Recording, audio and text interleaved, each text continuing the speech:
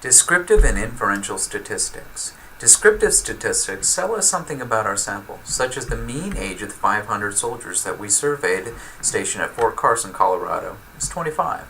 We use descriptive statistics to describe our data with measures like the standard deviations and means.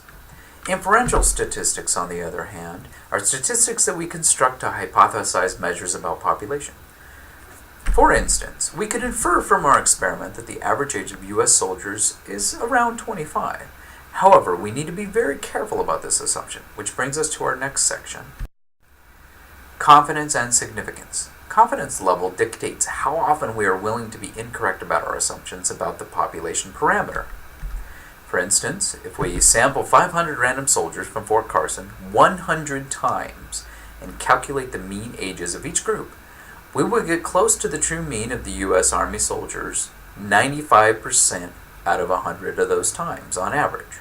You might ask yourself, well, how close is that? To measure how close we are to the true mu of the population, we create a confidence interval. We calculate our confidence interval around our found sample mean, that x bar. What you will notice is that as our confidence level gets larger, our confidence interval also gets larger.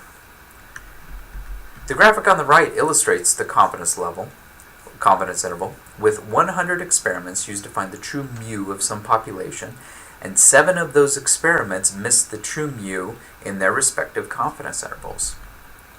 Finally, significance level is a measure of how often we are willing to be wrong. So with a 95% confidence level, we will be wrong 5% of the time. Traditional significant levels are 0.1, 0.01, and 0.05. So 99%, 95%, and 90%.